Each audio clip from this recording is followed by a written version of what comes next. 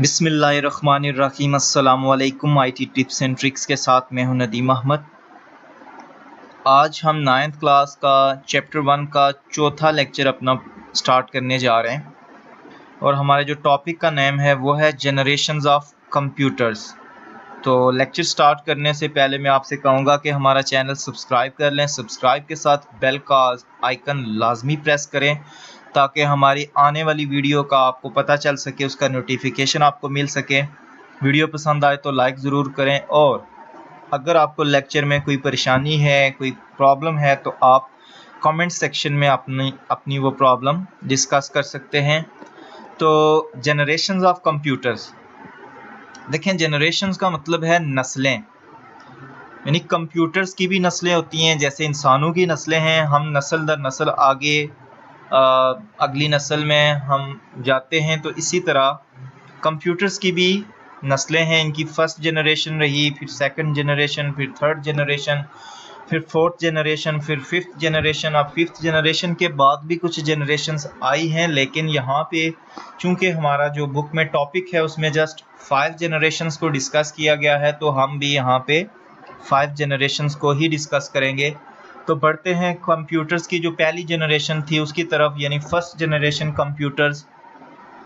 1946 से 1959 तक जितने भी कंप्यूटर्स बनाए गए वो सारे के सारे फर्स्ट जनरेशन ऑफ कंप्यूटर्स में आते हैं। जो फर्स्ट जनरेशन कंप्यूटर्स थे इसमें वैक्यूम ट्यूब्स इस्तेमाल की गई थी कैलकुलेशंस के लिए, हिसाब किताब के लिए वैक्यूम ट्यूब्स को इस्तेमाल किया गया था। वैक्यूम ट्यूब्स जो हैं वो महंगी थी और बहुत ज़्यादा जो है ये हीट प्रोड्यूस करती थी, यानी आप कह सकते हैं कि हरारत बहुत ज़्यादा ये पैदा करती थी। एंड वाज अनरिलायबल, और नाकाबिल इतबार थे। मीन्स कभी भी आपका जो सिस्टम था वो क्रैश कर सकता था, क्योंकि अगर एक वैक्यूम ट्यूब ख़राब हो गई और ये बहुत ज़्यादा हीट की वजह से बहुत ज़्यादा गर्म हो जाती थी और ख़राब जल्दी हो जाती थी, जिसकी वजह से आपके वो जो सिस्टम्स थे वो अनरिलायबल नहीं थे, अनरिलायबल थे, यानी रिलायबल नहीं थे। The computers of this generation were large in size and need air conditioners for cooling. इस जनरेशन के कंप्यूटर बहुत बड़े थे और ये हीट बहुत ज़्यादा प्रोड्यूस करते थे, जिसकी वजह से इनके जलने का खदशा बहुत ज़्यादा होता था। तो इनको ऐसे रूम्स में रखा जाता था जहाँ पे स्पेशल एयर कंडीशनर्स यूज किए जाते थे कूलिंग के लिए, ताकि ये हीट अप ना हो। फिर इस जनरेशन जो कंप्यूटर्स थे उसमें एनिएक है, एडविक है, यूनिवैक है, IBM 701 है और IBM 650 है। तो ये इस जनरेशन के कुछ कंप्यूटर्स थे। अभी यहाँ पे हम फिगर में आपको IBM 701 दिखाएंगे, साथ ही साथ हम आपको वैक्यूम ट्यूब्स भी दिखाएंगे। लेफ्ट साइड पे आपको IBM 701 कंप्यूटर नज़र आ रहा है और राइट साइड पे आपको वैक्यूम ट्यूब्स नज़र आ रही हैं। ये वैक्यूम ट्यूब्स जो हैं वो इन कंप्यूटर्स में कैलकुलेशंस के लिए इस्तेमाल की गई थी। तो इसके बाद हम बढ़ते हैं अपनी अगली जनरेशन, कंप्यूटर्स की अगली जनरेशन की तरफ, जो कि सेकंड जनरेशन है। 1959 से लेके 1965 तक जितने भी कंप्यूटर्स बनाए गए ये सेकंड जनरेशन ऑफ कंप्यूटर में आते थे। और ये जो कंप्यूटर थे इनमें कैलकुलेशंस के लिए, हिसाब किताब के लिए ट्रांजिस्टर्स का इस्तेमाल किया गया था। और इस जनरेशन के जो कंप्यूटर थे वो ज़्यादा तेज़ थे, सस्ते थे और बिजली का कम इस्तेमाल करते थे और साइज़ में ये मुनासिब थे, ज़्यादा बड़े साइज़ में नहीं थे, छोटे साइज़ में थे। And more reliable than first generation computer, जो फर्स्ट जनरेशन के कंप्यूटर्स थे उनकी निस्बत ये फास्टर थे, सस्ते थे, यानी बिजली का कम इस्तेमाल करते थे और इनका साइज़ भी उनकी निस्बत मुनासिब था और ये रिलायबल भी थे, काबिल एतबार थे। Computers of this generation are IBM 1620, IBM 7094, CDC 1604, CDC 3600 and Univac 1108 था। ये इस जनरेशन के कंप्यूटर्स थे। कुछ कंप्यूटर्स थे, सारे नहीं थे, इसके अलावा और बहुत सारे हैं। तो अभी हम आपको ट्रांजिस्टर्स की फिगर दिखाएंगे, साथ ही साथ हम आपको CDC कंप्यूटर जो है वो CDC 3600 कंप्यूटर जो आपको नज़र आ रहा है और साथ ही आपको ट्रांजिस्टर भी नज़र आ रहा है। तो इन कंप्यूटर्स में ये ट्रांजिस्टर्स का इस्तेमाल किया गया था कैलकुलेशंस करने के लिए। इसके बाद हम आते हैं थर्ड जनरेशन की तरफ। तो जो कंप्यूटर्स की थर्ड जनरेशन थी, इसमें हिसाब किताब के लिए इंटीग्रेटेड सर्किट्स यानी आईसीज का इस्तेमाल किया गया था। आईसीज का अपना नाम सुना होगा, आईसी। ये कंप्यूटर जो थे ये साइज़ में छोटे थे, रिलायबल भी थे और एफिशिएंट थे यानी मौसर थे as compared to first and second generation computer. इस जनरेशन के जो कंप्यूटर थे इसमें रिमोट प्रोसेसिंग होती थी। रिमोट प्रोसेसिंग का मतलब ये है कि आपका कंप्यूटर किसी और जगह पे पड़ा है और आप उससे दूर हैं कंप्यूटर से, लेकिन आप दूर से बैठ के उस कंप्यूटर पे क्या कर रहे हैं, प्रोसेसिंग कर रहे हैं, कोई काम कर रहे हैं। Time sharing computers, time sharing का मतलब ये है कि ये ऐसे कंप्यूटर्स थे जिनको एक टाइम में मल्टीपल जो यूज़र्स थे वो इस्तेमाल करते थे, लेकिन टाइम शेयर किया होता था कि फर्स्ट 5 सेकंड एक यूज़र इस्तेमाल करेगा, अगले 5 सेकंड या मिनट्स में रख लें। और फिर इसके अलावा इसमें मल्टी प्रोग्रामिंग ऑपरेटिंग सिस्टम भी इस्तेमाल हुए थे इन कंप्यूटर्स में। मल्टी प्रोग्रामिंग ऑपरेटिंग सिस्टम का मतलब ये है कि एक टाइम में आप एक कंप्यूटर में एक से ज़्यादा एप्लीकेशन या सॉफ्टवेयर चला रहे होते हैं। जैसे अभी देखें मैं अपने कंप्यूटर की एग्जांपल लेता हूँ। मैंने अभी इसमें माइक्रोसॉफ्ट पावर पॉइंट भी ओपन किया और साथ मैंने जो लेक्चर को रिकॉर्ड कर रहा है मेरा सॉफ्टवेयर, वो सॉफ्टवेयर भी ओपन किया हुआ। तो ये भी एक मल्टी प्रोग्रामिंग ऑपरेटिंग सिस्टम है, यानी एक टाइम में इसमें 2 प्रोग्राम ओपन किए हुए मैंने। Computers of this generation were IBM 360 series, Honeywell 360 series, IBM 360x168 and TDC 316। तो इस कंप्यूटर के ये कुछ कंप्यूटर्स इस जनरेशन के ये कुछ कंप्यूटर्स थे। इसके अलावा और कंप्यूटर्स भी थे, लेकिन यहाँ पे जस्ट हम इनको मेंशन कर रहे हैं। तो अभी मैं आपको इंटीग्रेटेड सर्किट्स की फिगर भी दिखाऊंगा और साथ ही साथ इस सीरीज़ का एक कंप्यूटर जो है वो भी दिखाऊंगा। ये देखें TDC 316 ये कंप्यूटर है और साथ आपको आईसीज या इंटीग्रेटेड सर्किट्स भी नज़र आ रहे होंगे। ये हैं इंटीग्रेटेड सर्किट्स। इन कंप्यूटर्स में कैलकुलेशंस के लिए इंटीग्रेटेड सर्किट्स का इस्तेमाल किया गया था। इसके बाद हमारी फोर्थ जनरेशन आ जाती है कंप्यूटर की। 1971 से लेकर 1981 तक जितने भी कंप्यूटर्स बने वो सारे के सारे फोर्थ जनरेशन कंप्यूटर्स में आते हैं। और इन कंप्यूटर्स में कैलकुलेशंस के लिए, हिसाब किताब के लिए very large scale integrated circuits इस्तेमाल हुए थे, यानी VLSI इसको कहते हैं, very large scale integrated circuits.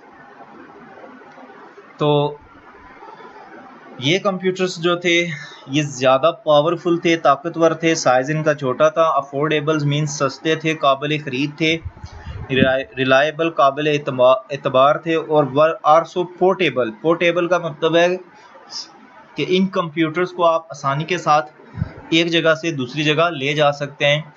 एक बंदा, सिंगल पर्सन जो है इन कंप्यूटर्स को एक जगह से दूसरी जगह आसानी के साथ ले जा सकता था। और इस जनरेशन के जो कंप्यूटर्स थे वो ज़्यादातर पर्सनल कंप्यूटर्स थे, यानी एक बंदे ने अपने ज़ाती इस्तेमाल के लिए एक कंप्यूटर रखा हुआ है तो वो पर्सनल कंप्यूटर है। और इस जनरेशन के कुछ कंप्यूटर जो हैं वो यहाँ पे उन्होंने नाम लिखे हैं। DEC 10 है, IBM 650 है, स्टार 1000 है, एप्पल 1 है, PDP 11 है, Cray XMP ये एक सुपर कंप्यूटर था। तो यहाँ पे अब हम फिगर के ज़रिए आपको दिखाएंगे कि very large scale integrated circuits क्या हैं और साथ ही साथ हम आपको Cray XMP सुपर कंप्यूटर दिखाएंगे। ये Cray X सुपर कंप्यूटर जो हैं ये साइज़ में बड़े होते हैं, इनको आप इजीली आसानी से एक जगह दूसरी जगह नहीं ले जा सकते, क्योंकि मोस्टली कंप्यूटर जो इस जनरेशन के थे वो पोर्टेबल थे, एक जगह से दूसरी जगह आप उनको आसानी से ले जा सकते थे। तो ये एक सुपर कंप्यूटर आपको नज़र आ रहा है ये, और इसके साथ ही साथ आपको ये VLSI टेक्नोलॉजी जो है, very large scale integrated circuits, ये आपको नज़र आ रही है। उसके बाद हम बढ़ते हैं अपनी फिफ्थ जनरेशन कंप्यूटर्स की तरफ। ये 1981 से लेकर टिल डेट अभी तो इसकी हाईएस्ट जनरेशन्स भी आ गई हैं। तो ये सारे फिफ्थ जनरेशन कंप्यूटर्स हैं और इसमें ultra large scale integrated circuit का इस्तेमाल हुआ था। जो प्रीवियस जनरेशन में थी उसमें वेरी लार्ज स्केल था, ये ultra large scale integrated circuits इस्तेमाल हुए इसमें हिसाब किताब के लिए। माइक्रो प्रोसेसर चिप्स इन्वेंट हुई, उनकी इजाद हुई हैविंग 10 मिलियन इलेक्ट्रॉनिक कंपोनेंट्स। छोटी छोटी चिप्स बनाई गई थी इसमें प्रोसेसिंग के लिए, इनको माइक्रो प्रोसेसर्स का नाम दिया गया। और उस एक छोटी सी चिप के अंदर 10 मिलियन यानी 1 करोड़ छोटे छोटे इलेक्ट्रॉनिक कंपोनेंट्स। आप हिसाब लगा लें कि ये कितने छोटे चिप्स हैं और उसमें कितने छोटे इलेक्ट्रॉनिक कंपोनेंट्स लगाए गए हैं। This generation is based on parallel processing and artificial intelligence. इस जनरेशन के जो कंप्यूटर हैं वो पैरेलल प्रोसेसिंग पे काम करते हैं। अभी आपने देखा होगा कि आपके पास जो लैपटॉप्स आते हैं या कंप्यूटर्स आते हैं ये कोर्स में आते हैं, core i3, core i5, core i7। ये कोर्स का क्या मतलब है? कोर्स का मतलब है कि अगर कोर i3 आपका कंप्यूटर है तो आपके कंप्यूटर के अंदर 3 पैरेलल प्रोसेसर लगे हुए, 3 प्रोसेसर हैं आपके कंप्यूटर के अंदर, या CPU जिनको आप कहते हैं, 3 CPU हैं या प्रोसेसर हैं जो आपके कंप्यूटर के अंदर लगे हैं। अगर कोर i5 है तो उसके अंदर 5 प्रोसेसर आपके लगे हैं। तो 3 प्रोसेसर अगर लगे हैं और आप एक टास्क जो है वो कंप्यूटर पे प्रोसेस करना चाहते हैं, तो अगर टास्क बड़ा है तो कंप्यूटर क्या करेगा, उस टास्क को 3 हिस्सों में डिवाइड करके 3 जो प्रोसेसर हैं उनको दे देगा वो टास्क डिवाइड करके। तो एक ही टाइम में वो 3 टास्क, आपका एक टास्क एक टाइम में उसके 3 पार्ट्स जो हैं वो 3 प्रोसेसर्स पे एग्जीक्यूट हो रहे होंगे, चल रहे होंगे। तो इसे कहते हैं पैरेलल प्रोसेसिंग। फिर इसके अलावा इसमें आर्टिफिशियल इंटेलिजेंस का इस्तेमाल, जो कंप्यूटर्स हैं वो कंप्यूटर इसमें बेस करते हैं। आर्टिफिशियल इंटेलिजेंस में आपके रोबोटिक्स आ जाती है। इसके अलावा देखें आप जो गेम्स खेलते हैं तो गेम्स में कैसे सारी चीज़ें कंट्रोल हो रही होती हैं, ये आर्टिफिशियल इंटेलिजेंस है। इसके अलावा एक्सपर्ट सिस्टम्स आ गए, मुख्तलिफ जो बिजनेस एप्लीकेशंस हैं आर्टिफिशियल इंटेलिजेंस में वो कहते हैं रोबोटिक्स है, न्यूरल नेटवर्क्स है, गेम प्लेइंग है और एक्सपर्ट सिस्टम्स हैं। तो देखिए रोबोट्स तो आपने देखे हुए होंगे। रोबोट्स जो है उनमें सेंसर्स का इस्तेमाल किया जाता है। वो सेंसर्स रोबोट्स चीज़ को सेंस करके फिर उसके मुताबिक क्या करते हैं, डिसीजन लेते हैं कि राइट साइड पे जाना है, लेफ्ट साइड पे जाना है या रुक जाना है, each and everything. Neural networks जो हैं ये अभी जो साइंटिस्ट हैं इस पे काम कर रहे हैं कि वो कह रहे हैं कि हमने ऐसी डिवाइसेस बनानी है जैसे इंसानी दिमाग सोचता है, इंसानी दिमाग के अंदर जैसे न्यूरॉन्स काम कर रहे हैं उसी तरह का वो एक नेटवर्क बनाने की कोशिश कर रहे हैं कि हम ऐसी ही एक डिवाइस बनाएं जो बिल्कुल इंसानी दिमाग की तरह काम करे। फिर इसके अलावा गेम प्लेइंग, एक्सपर्ट सिस्टम, मुख्तलिफ एप्लीकेशन है आपके पास, जैसे एक लाई डिटेक्टिंग एप्लीकेशन है जिसमें वो मशीन आपके साथ अटैच करते हैं तो आपको सवाल किए जाते हैं, अगर आप झूठ बोलें तो वो मशीन बता देती है कि ये बंदा झूठ बोल रहा है। इसके अलावा एक्सपर्ट सिस्टम बिजनेस एप्लीकेशंस में इस्तेमाल होते हैं। मुख्तलिफ जो बिजनेस मैन हैं वो क्या करते हैं, अपनी सारी इनपुट्स उन सिस्टम्स को देते हैं तो वो एक्सपर्ट सिस्टम्स उनको बता देते हैं कि अगर आप ये बिज़नेस में ये इतना इन्वेस्ट करेंगे तो 1 साल के बाद आपकी इतनी इनकम हो सकती है। इस तरह के सिस्टम्स बनाए गए। सम कंप्यूटर्स ऑफ जिस जनरेशन और डेस्कटॉप कंप्यूटर उसमें आ जाते हैं, लैपटॉप्स आ जाते हैं, नोटबुक्स आ जाते हैं, अल्ट्रा बुक, क्रोम बुक और रोबोट्स इसमें आ जाते हैं। यहाँ पे मैं आपको एक रोबोट की फिगर दिखा रहा हूँ।